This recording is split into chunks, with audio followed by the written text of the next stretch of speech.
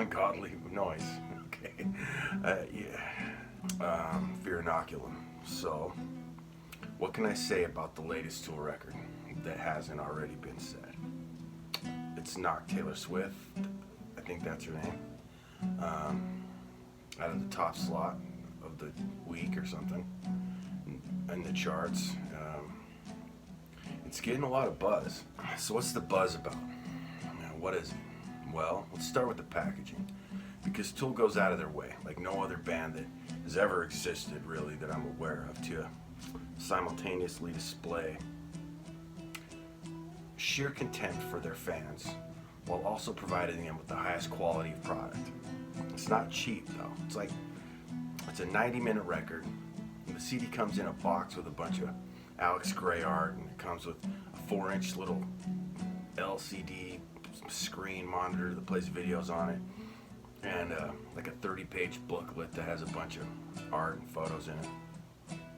They put a lot of effort and thought into what they do. Well, except for their singer, who was too busy to bother with the band that propelled him into superstardom. This isn't a shit on Maynard video. Maybe it is. Maybe it is. I'm gonna give you my 2 cents on this album, okay? If you don't care what I think about this album, maybe skip this one. If you do care about this album and think I have high praise for it, you might want to skip this video because I know Tool fans, right? You know, I've been one for a lot of years. And Tool fans are fanatical. I've seen you guys at shows. I've seen you driving around in your giant trucks blowing black smoke on people at stoplights. Tool decal in the back window. You know, we know Tool fans are tools. We all know Tool fans are trash, okay? But we all think other Tool fans are trash and that we're exempt. One of the traits that makes a Tool fan is their denial that they're in fact a douchebag that is way too into a band to be a functional adult. Okay?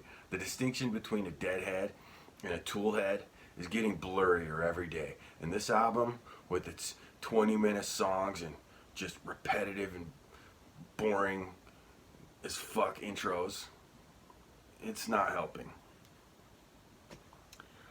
Maynard has gone on record as saying that Tool fans are insufferable retards. And when Justin Bieber came out as a Tool fan a couple months ago, Maynard tweeted one-word response to it. Okay? Bummer. He explained it in a later interview. How it's not the Bieb's fault he's a Tool fan. He's a moron. Keenan literally thinks it's a bummer when anyone likes Tool. Maynard has made it no secret that he has little more than contempt for Tool fans. And there's a reason for all of it, though, and that reason is going to be a hard pill to swallow. The real reason that Maynard hates Tool fans is because he knows how stupid he is, and you don't. He's been trolling the public as a mockery of what a rock star is, and nobody got it. And now he's the thing he was trying to make fun of, and he's in too deep to quit now. He doesn't want to be a rock star because he knows how stupid and pretentious it all is. You know, have you listened to his lyrics? He doesn't print them in the liner notes because they're terrible. He is the laziest artist on the planet. If I did what he does and someone liked it or liked me because of it, I would at the very least look down on that person. Okay? And I think he does. Once in a while he'll feel inspired to make some serious legitimate art. Mostly though, he shits into his own hand, stares at it, puts a price tag on it, and then he sells it in his Pussifer store. You know, then when people buy it, he rightfully thinks his fans are stupid. Look, there are for real legitimate reasons to dig Maynard's music. He is a beast. Okay, he's got one of the most unique and versatile voices in rock and roll. He's intense, and he's passionate, and he's really smart. You know, some of the lyrics that he writes are actually brilliant, and he's got a very powerful delivery. in his vocal style. But those days are over, my dude. They have been for a decade. He squandered the last 10 years fucking around with his other whore bands because they don't require anything of him. You know, the real reason Fear Inoculum sucks is because Maynard sucks. And it's not even that he sucks. He just doesn't want to be in Tool. He doesn't like this band. It's obvious. The only people Maynard likes less than Tool, than the members of Tool, are Tool fans. And it's sad to see, and I hate to say it.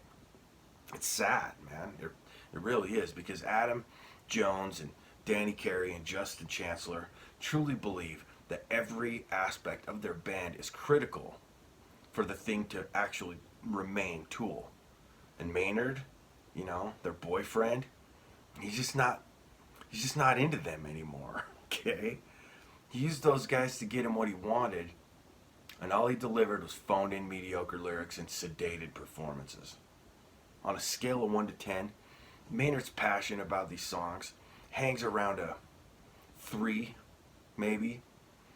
And if it spikes, and it does, it spikes in certain tracks. Around a 6, maybe a 7, you know, on Tempest, because he loves writing songs about toxic people that float around orbiting him. He loves writing songs about shitty people. He must know a million narcissistic, parasitic drama queens, because that's his go-to subject matter for lyrics anymore. And if you don't agree with me, fuck you. Okay? Let's break this album down. Let's go through this new Fear Inoculum album, and you tell me if I'm wrong, that this piece of shit record had no business taking 13 years to make. In the last 13 years, Maynard James Keenan has just spent all of his time and his money doing stupid shit that he likes to do. You know, singing karaoke over Billy Howardale's band and making Pussifer his serious project. You know, he changed the writing process for Tool after he just sang shit over Howardale's music. That was already written. Most of A Perfect Circle's first album were seriously inspired by other shit, though. And by inspired, I mean borrowed from. You know, they're lucky they didn't get sued. And all bands are guilty of this shit to some degree. So, you know, whatever. Take that for what it's worth. Maynard James Keenan, his change in his writing process basically went something like this, because this is how Billy Howardale's band functioned. Make a bunch of music, and Maynard swoops down and does as little as possible in the creative writing process, and just sings some lyrics about his mom or hookers, and then stamps his name on it, and it'll sell. Will it be good? It's probably going to be better than a lot of the other new metal shit that was out in the early 2000s. But is it good? No. That's not how good music is written. And this album isn't a good album. It's just not. It's not arranged well. It's not arranged well because 1/4 of the band sat out of the creative process and came in at the end after all the work was completed, and pissed all over it within the lines, of course, and then called his parts finished. You know, listen to his interview where he describes how Tool writes music, how they used to write it and how they do now. The guys in Tool and go, okay, where are we at? What do we got? Are we there? Is it like, are we going to track tomorrow? Because if we're going to track tomorrow, I can tell you, great, then we're going to line this up. But if we're not going to track tomorrow, and it's going to take this much time, well then, I'm going to do this other thing while we're, tell me when that day is. Right. When we're ready to start, when these are done, I can take my time to write on them. I mean, in all fairness, I should take my 10 years to write lyrics now, but I won't do that. Right. I'll digest these things as quickly as I can and keep that moment, that freshness of what my impressions are of the finished tracks, and we'll start. But nothing is tracked yet. Nothing is completely finished. There's a couple songs that I think are finished now. I can start working on those. But nothing's actually recorded. They're just written. Right. So that leaves time. So I can actually go and work with Billy. I can work with Matt and Karina. and get other things done in the interim. So there's more. You know, when you write something, like say if you have an idea, if you're just sitting around, you're like, I have a thought. Do you just sit down and do you go, okay, this is a Tool song, this is a Perfect Circle song, this is a Pussifer song? Does it just like? No, because what I'm writing to is the music that I'm hearing from those people. So that's all you write to? I write to the music because that way it's a unique island situation. Those things are gonna. Whenever I've tried to write, I've got some poetry sitting over here that I want to write, and I tried to force it onto a song for any of those projects. It doesn't work. It doesn't seem to fit. So you need to hear the song. I need to hear the finished thing, almost finished thing, and then put lyrics to it. Yeah. And there's no fucking wonder they never make anything new. You know, while you were whining, I was working. He tweeted that, a couple months ago. Get the fuck out of here. Maynard, look. Maynard doesn't owe you shit, okay? He doesn't owe you a record. He's not obligated to come sing karaoke for you over some instrumental Tool album. He couldn't be bothered to spend days in a band rehearsal studio putting in his time, putting his input into their music sections, arrangements. He couldn't be bothered. He was too busy making garbage albums with Pussifer and turning Billy Howardale's band into an only slightly better version of Pussifer. Maynard is hot garbage on his own. I don't know if you've listened to any of that shit, but it's dog shit. We've had 13 years of him making garbage music on his own to know that he's only really worth a fuck when he's in Tool. And he's mailing the work in for his only good project. He's phoning it in. He wants music emailed to him to sing over. He's not even showing up. So this is why Fear Inoculum is a piece of shit Tool record. Yeah, you know that couple, that dude that's just out slinging dick everywhere, and he's never home, and he's never taking care of his priorities, doesn't show up to work, but he's out hustling on the side. He's gambling like our dickhead president and his family. That's kind of how Maynard operates. At least that's how he operates with Tool. And it's sad. And it's sad because Adam Jones, Justin Chancellor, and Danny Carey deserve way more from their bandmate. They actually do appreciate their fans. They're the ones that put out and put in all the work and make sure that the fans have their expectations met. Have you ever seen any interesting album art in a Pussifer or a Perfect Circle record? Tool, not Maynard, care about giving their audience something spectacular. You're not going to see those light shows. You're not going to see the crazy visual art shit production in any of Maynard's other bands. That's all Tool, okay? He's just not that interested in that shit. He thinks he's the shit. And I don't know if Tool's the band, the rest of the guys in that band, are thrilled with Maynard's performance on this record or not. Maybe they're just happy to have something to release because they devote all of their real focus on this project. They don't have a bunch of other ego trips taking up all their time and attention. They actually want to be in this band and make music in it. And Tool, not Maynard, are meticulous about their art. And I don't know if they really enjoyed making this record. I don't think they did. It didn't sound like they're enjoying it and making this music. It doesn't sound like they enjoy making this music. I sure as hell don't enjoy listening to it. It's not interesting. If this album were a drug, it might have killed Michael Jackson, okay?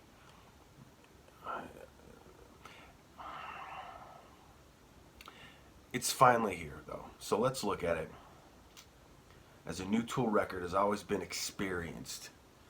Buying the record at midnight has generally been people's experience. Getting new Tool music, this time it was streamed before the physical copies were sold in stores. And they were all pre-ordered and they all sold out.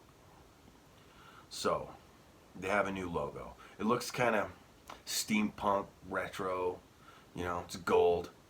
It looks like a physical object, like it's a three-dimensional object. It's got some pi ratio shit going on in the O's of the Tool logo. The album cover is what looks like a coil of what I would imagine to be the Ouroboros. The packaging, as per usual, is ridiculous, and it completely exceeded any kind of expectation that I might have had. I was not expecting this, you know. It's $45. It's a $45 CD. They made a limited number of them. I'm not sure what the normal packaging is like, if there even is one. But it's got that 4-inch LCD screen and 30-page booklet, bunch of shit, okay? What matters though, what's coming out of the speakers? So let's talk about the music. Title track, number 1, Fear Inoculum. This album begins and ends with Adam Jones, okay? You aren't going to believe this, but he opens up the album with an odd meter. I'm not sure if he's using a pedal or his volume knob on his guitar. He's such a purist, though, that it wouldn't surprise me to learn he uses the knob on his guitar to play the intro to this track. Jones was actually a better musician when he wasn't as good of a guitarist, if that makes any sense. It's not that he's particularly good anyway. He's got a bag of tricks that makes his style his own, though, and he definitely has a style. I'm not exaggerating. He's one of my favorite guitarists, but not because his playing's particularly impressive. You know, he's definitely not a shredder, but because the tones he draws from this rig are just unlike anyone else's. When you hear Adam play the guitar, you know it's Adam. Like, he could hit an open D power chord, and just the way his guitar resonates and sounds, you know it's him. So, the first thing you hear when you press play on Fear Inoculum sounds like a bell ran through a pitch shifter that bends the frequency of the note upward. There's this thing that goes on, and I'm pretty sure that it's a sound effect. It repeats. It's part of the song. I think it's probably a patch on Danny's Mandela drum head. You know, he's got a ton of effects he can trigger with his E-drums. He plays a hybrid kit, so the wind chime instruments you hear at the beginning of this song are most likely Danny. He comes in with some world tribal woodblock sounding polyrhythm shit, and after a couple bars, Adam enters in with a series of volume swelled chords in a 6/4 time signature, half notes, the kind of shit you'd expect from Tool. The volume effect makes it sound like a cello or possibly a keyboard. After a minute and 4 seconds, the entire band comes in. And if you think the bass line is from a different Tool song, you're almost correct. It's almost another bass line from another Tool song. It's almost Reflection from the Lateralis CD. It's really close to other bass lines Chancellor's contributed in different songs, though, and in different parts. The vocals enter in about the 2-minute mark. Immunity, long and overdue. You know, that's Maynard's brand of trollery. The first line sung in 13 years is long and overdue. You know, that's the understatement of a decade. It's pretty, though. You know, Maynard's got a voice he can sing, no doubt about it. Immunity, long and overdue. Contagion, I exhale you. Naive, I open up. The lyrics are not terrible. And they're well sung. I'll give him that. I'll give him the first verse is actually pretty well done. The first track's pretty good. You know, the first time I heard these lines, though, I thought, fuck, he's turning Tool into Pussifer. I didn't love this song the first 8-10 times I heard it. You know, but I reserved judgment on it. And now that I've heard the other hour and 30 minutes or so of this record, it might be the best track on the album. It's in the top 2 for sure. It's a 10-minute long song, which is kind of typical for Tool, really. Their songs are long. What's this one about? I don't know. Dealing with our current fear-mongering social and media climate, I imagine. Fear and desire push and pull all of our emotions, our motivators. You know, all I know about Maynard James Keenan is what he sold me. And I know he has narcissistic drama queens, orbiting him like flies on shit. And that's a lot of what he's got going on for sale. That's really a lot of what his lyrics have become centered around in the last actually 3 albums. So what inoculates the individual from fear?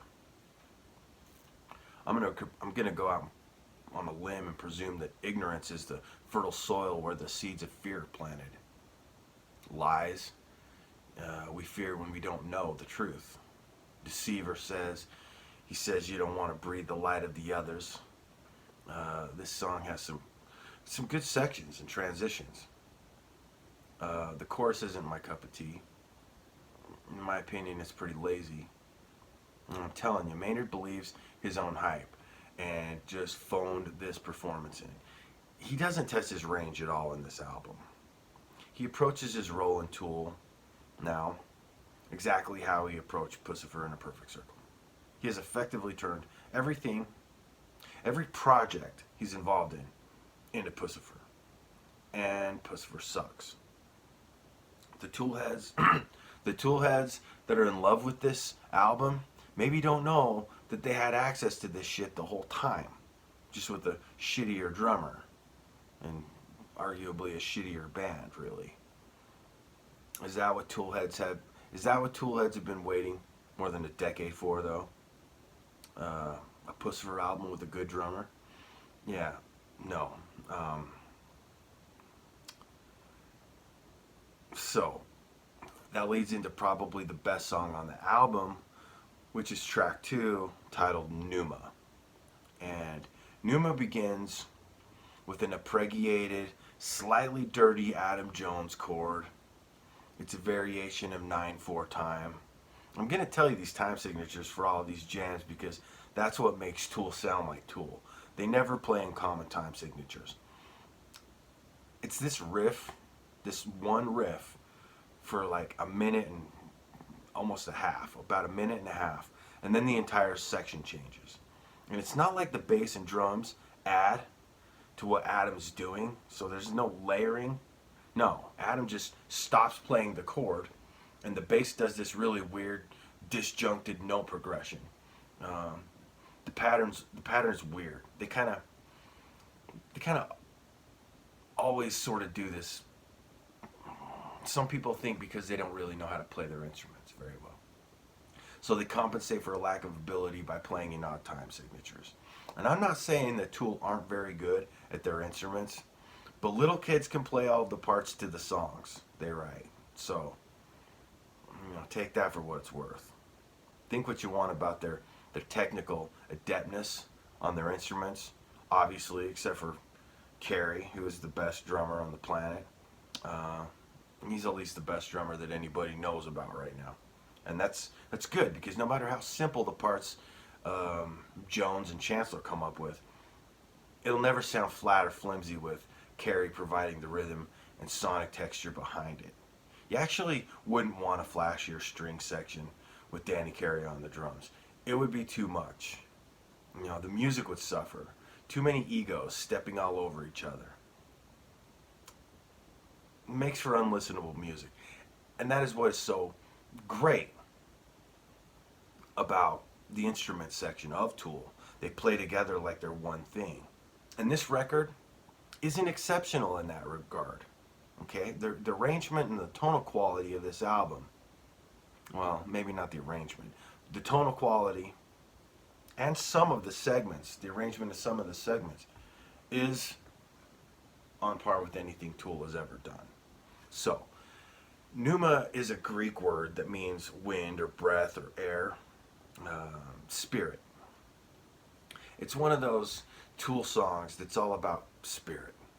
A unifying element of universal consciousness, some Alex Gray type shit. Lyrically, it's phoned in, okay? It sucks, and it's the best track on the album. It's one of 3 songs that Maynard sucking doesn't fuck the whole track up. That's what I'm saying. Maynard doesn't actively ruin this song like he does in most of the other tracks on the album. Tool needs to get a new singer, or just quit, because Maynard sucks, okay? The music is good. It's solid. You know, it's weird and it's interesting in the way Tool writes music.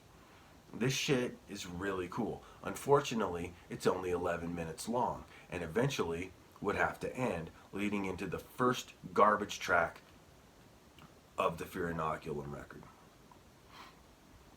Track 3 is formulaically the slot in an album where the first single is positioned. Tool doesn't do anything formulaic, at least they haven't since Undertow. Track 3 on Fear Inoculum is called Litanie contre la Peur, which is French and means a litany against fear. Okay?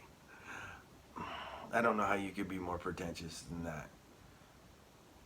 It's a stupid fucking title, and it's a really fucking stupid 2 minutes of just garbage noise.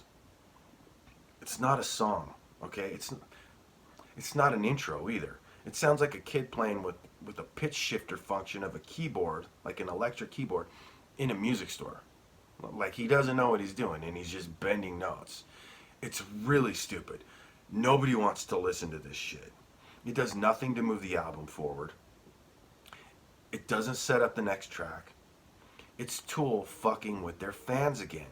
This piece of shit track made it on the charts because it's a part of this album, and it's fucking garbage noise. This album has by far the worst interludes and garbage tracks than any other Tool record, and that's a monumental feat considering some of the stupid shit the Tool has embedded into their albums to fuck with their fans. This album is the worst. It should be a crime against humanity what these motherfuckers have done with this record.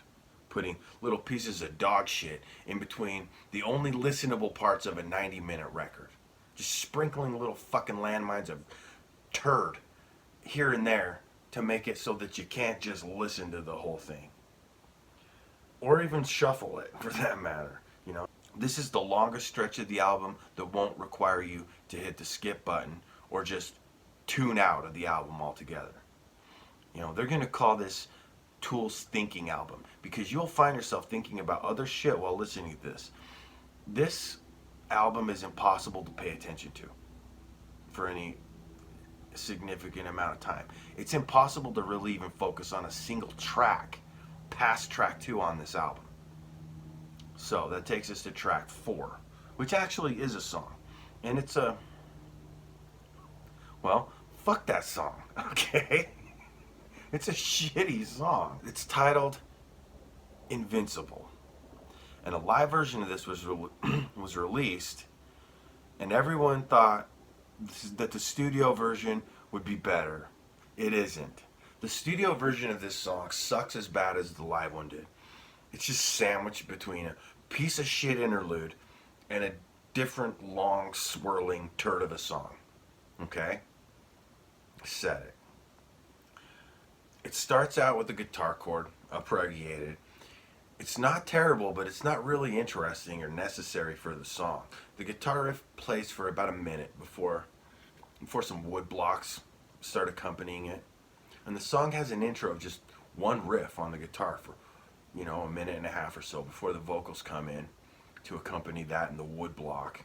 And I bring this time shit up because that's one of the reasons this album sucks. It's impossible to not pay attention to time because these intros feel long.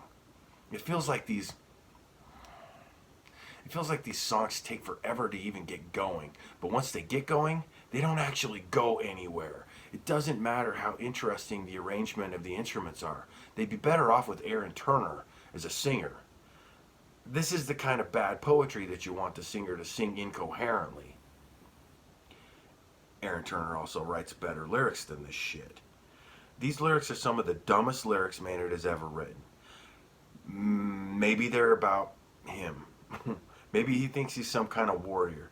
Maybe he thinks he's some kind of spiritual warrior in the same way John Bon Jovi thinks he's a fucking cowboy. This song is 12 minutes long and goes abso-fucking-lutely nowhere. It takes 2 minutes for the drums to fully engage and the bass to come in. And that's not shitty on its own. Look at Stairway to Heaven. That song is just guitar and vocals for 3/4 of it. But when it gets down, it gets down. This song never gets down. It never gets good. You know, it's better when all the instruments are playing. You know, it's better with the bass when the section where the band is all playing at the same time, and maybe Maynard isn't shitting stupid lyrics about Caligula, grinning and fucking getting old over it, because the music's good. This is a great band, okay? This music is really good. This album is a collection of great segments arranged terribly with Pussifer Singer doing karaoke over the top of it. That's what this shitty song is. It's lyrically garbage. And Maynard, he can't belt out that primal psychedelia anymore. You know? This song sounds like Bruce Dickinson wrote it while he was having an aneurysm. That's what Invincible sounds like to me. It's a story song about how Maynard is a warrior and he's getting old. Eventually, Adam Jones will hit the distortion pedal, and it sounds like later Jane's Addiction. Kind of sterile, sort of overly produced. But it's good. But then Maynard starts chiming in with some lyrics about how he's getting old and he's getting long in the tooth, and he's not as much of a warrior as he used to be, and it's all allegory and metaphor for something like being a douchey, pretentious rock star. But its greatest sin is that it's fucking boring. Okay? About 6 minutes into this piece of shit song, you get the payoff of listening to Adam Jones hit the D chord with Danny playing a drum solo for a couple of bars, and then back to that boring fucking warrior chorus. You know, bold and fucking warrior, bold and fucking whatever. It's I don't know what to say about it. I think the only thing that's probably more boring than the song is me going on and on about how boring it is. So let's just move on and pretend like Invincible never fucking existed, and move on to track number 5. And track number 5 is titled Legion Inoculant. And it's the second garbage throwaway track that everyone will only ever listen to once. It's 3 minutes of noise. Like Tool generally only does a couple of times on a 12-track album. You know, they'll insert these little fucking interlude pieces of dog shit that nobody wants to listen to. This album is only 10 tracks. There's 4 of these garbage tracks on this album. So 40% of the tracks on this album are just bullshit noise and intros and interludes and basically filler garbage that nobody will ever listen to unless they're too fucking stoned to push next on their phone or whatever the fuck they're listening to this record on. The thing about Tool's albums is that if you listen to them on shuffle, they usually don't sound as good because their arrangements lead into each other. This album,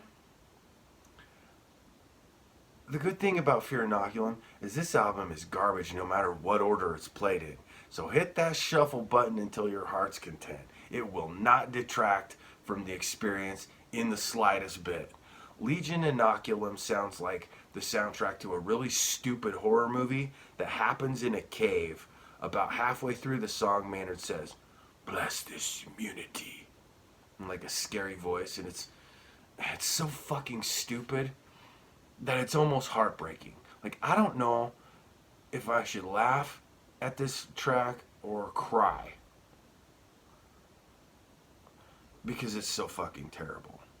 This track doesn't deserve to exist anywhere, but somehow it belongs on this record. It starts out nowhere, and by the time it's finished, it's right back where it started. Full circle, right back where it began. Nowhere. So, fuck track 5, Legion Inoculum, and just skip to track 6. In fact, listen to tracks 1 and 2, skip 3, skip 4, skip 5, listen to 6 if you want. Here's the thing about track 6.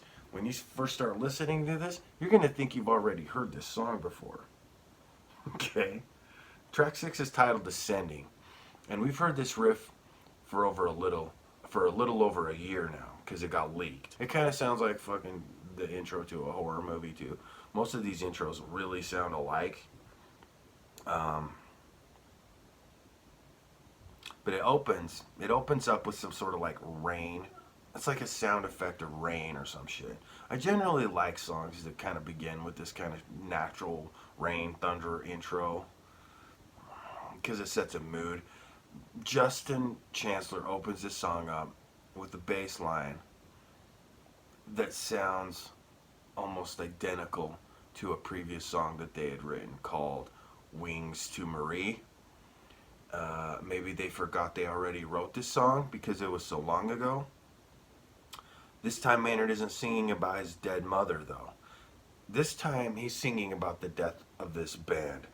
These lyrics are a eulogy for Tool as a project. Okay? I'm not sure if Adam, Justin, and Danny know this, but these lyrics are their eulogy.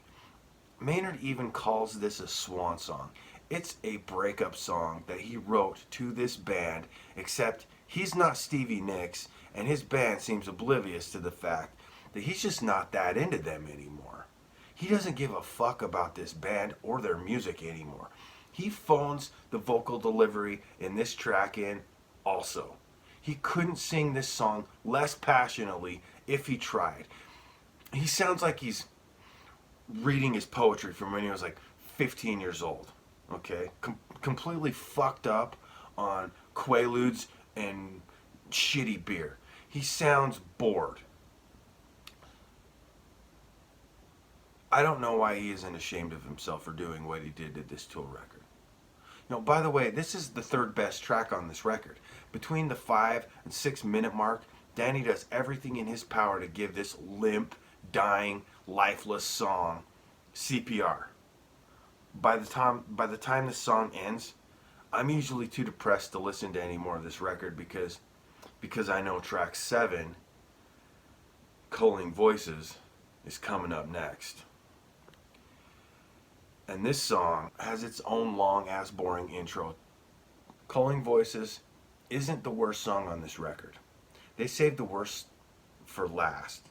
So you have nothing to lose by turning it off after Descending, unless you hate yourself as much as Maynard hates you. Okay? Unless you hate yourself enough to willingly subject yourself to this shit. Culling Voices intro is Adam Jones playing an open line of eighth notes with Maynard, eventually accompanying it. And I really hate to shit all over this record because I really do love this band. But Culling Voices is some more vague internal monologue from Maynard, the troubled poet. These fucking lyrics. Psychopathy, don't you dare point that at me. Is he hallucinating? Is he arguing with himself? I read a few attempts at deciphering the meaning behind this song. And, is Maynard a psychopath? I don't know. Who cares, really? I mean, I imagine if he's a psychopath, he'd be less boring. I'm more interested in discovering if Maynard is aware that he is singing in a band. Right? I'm not even sure that he's aware of that. His psychopathy is misleading him over and over and over. These are some of the lyrics. I'll tell you what, I could write this song, but if I did, nobody would think it was good. People love this band and will listen to them fart at each other and call it a masterpiece. I've seen comments, reviews on YouTube. The point of the song is made in a fraction of the time that it takes for this song to get to it. Okay? Cut these sections in half, and you might have a pretty dynamic song arranged. All of the really cool instrumental parts have Maynard sticking his head in the window and reminding you to not to dare to point that at him. Like what? Like point what at him? Point at him that this song sucks and that this album pretty much sucks because of him? Is that what the song's about? you know, this album sucks, but don't blame me. Well, fuck you, Maynard. Okay? I'm gonna dare point that at you. Who would Maynard prefer I pointed at? You know, 3/4 of Tool that give a fuck about their project? Am I gonna blame them? This song pisses me off, but still, I don't want it to end. And why is that? Because of what song comes up next. It's Chocolate Chip Trip. This is the stupidest title for a song ever.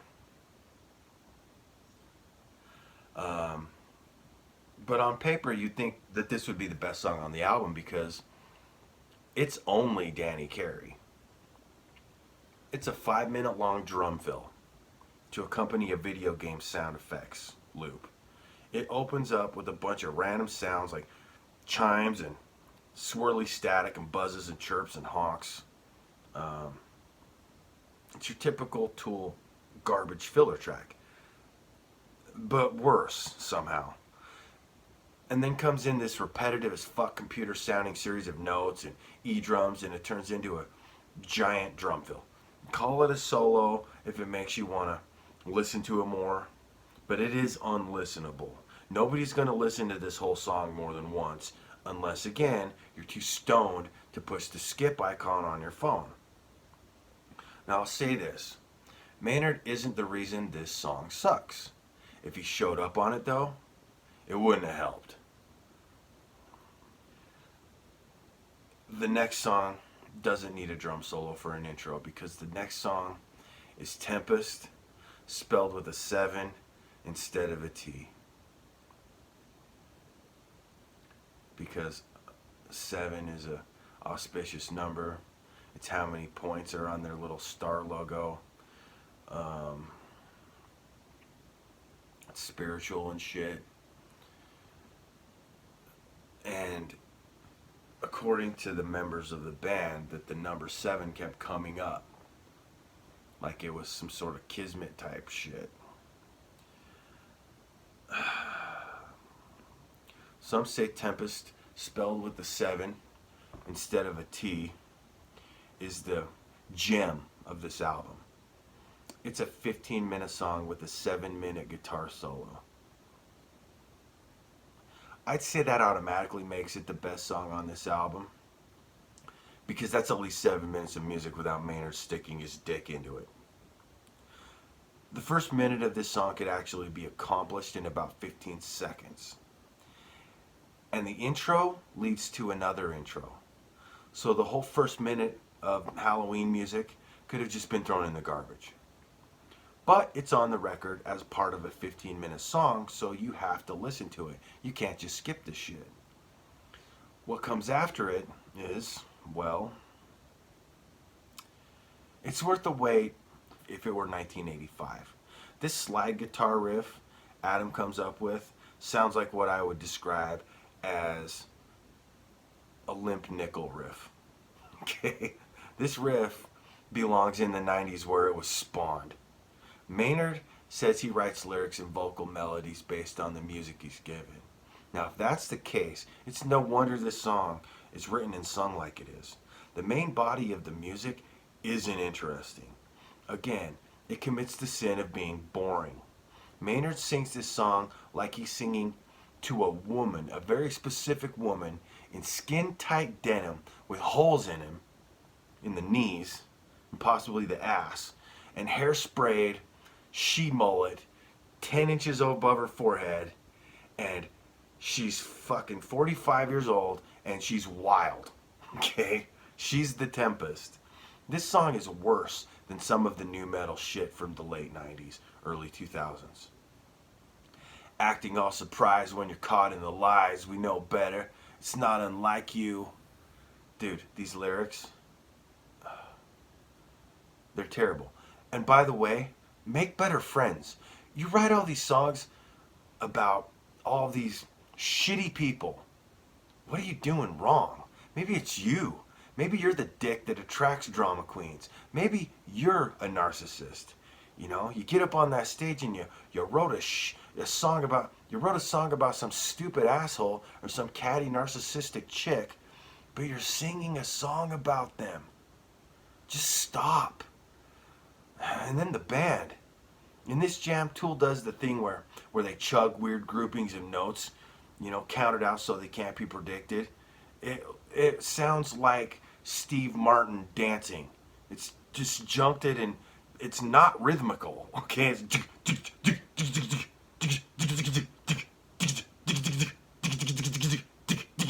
and it's fucking stupid and it's tired. It's an old fucking trick, and it's not fucking enjoyable to listen to. Okay?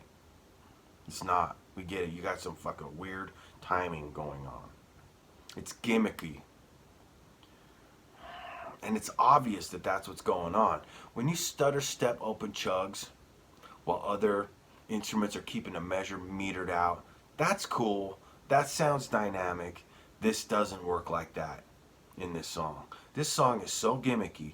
Every gimmick in Adam's toolbox, no pun intended, comes out in this song.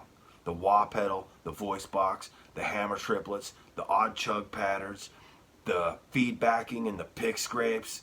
It's all there. It all comes out in this track. Some of the sections are bound to be catchy and groovy and cool because they're made by these three guys. Okay, yeah. Some of this song kicks ass. But you have to dissect the motherfucker though. And it's 15 minutes long, so you get a good 3 minutes of solid music, and then like a minute or two of just pure diarrhea, and then 30 seconds of some like really cool sound and transitions, and then more diarrhea, and then more diarrhea, and then some sick other transitions and breaks, and then a little more diarrhea, and then it's a sound collage of guitar, and then it's over. But it's not over. Because the last Tool track you're likely ever going to hear isn't the shitstorm Tempest. No, it wouldn't be a Tool record if it didn't have a pointless nonsense garbage track at the end of it. This is the last thing they want you to hear from them, indefinitely. This song is called Cookie Monster's Toilet Paper or some shit like that. No. It's called Mocking Beat. And it literally has crickets chirping in it. It's got some didgeridoo sounding fucking bullshit. Some birds. It sounds like a dying bird is flopping around on Phil Collins' 1986 electronic drum kit. There may be someone talking on a phone in it in a garage next door or something. There are traces of coherent voices sometimes. And then there's more squawking. And it's more Tool trolling their fucking moron fans. And that's it. That's all. Guys, it really pains me to say this because I've never said it before, but in my opinion, Tool has not written and recorded a shitty album until Fear Inoculum. Sure, every album has its ups and downsides. Every Tool album has some shit on it that you're like, what the fuck? But this album is almost entirely that.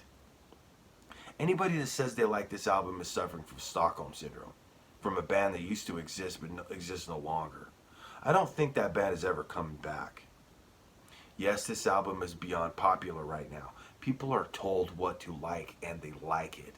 People are psyched about the band because it's been 13 years since they've released anything, but this shit isn't good. What they didn't put out over the last decade couldn't be less interesting than this. And we know because musically, it's Tool. A lot of this album is just plagiarized from other Tool shit. I don't even have a problem with that. I think my problem with this album is pretty obvious by this review. A quarter of the band quit this band 13 years ago and has gone on to make subpar music with inferior musicians, and he brought that shit into Tool's studio. That is not the Maynard James Keenan Tool vocalist. That's Maynard James Keenan, the mastermind behind Pussifer. Will Tool ever make another record? I don't know. Why not? What do they got to lose? The shittier they are and the shittier they treat their fans, the more their fans love them. It took me 20 years to figure out why Maynard hates his fans so much. I get it now. So now what? A tour? I don't ever want to see any of these songs performed live. I don't want to be surrounded by 50,000 people that think this record is amazing. Tool is dead. Your singer has all but told you in so many words. He fucking ghosted you for 13 years, and now he comes out with a fucking breakup letter to you. Titled Descending. If you don't know the Tool that Maynard Keenan has broken up with you, then you might be a tool. You might just be a tool. The Tool I know and loved died in 2006. So, sorry I'm not sorry if you hate me for saying this about your most beloved rock band in post-punk history. But if you hate this, yeah, sorry I'm not sorry. Thanks for watching.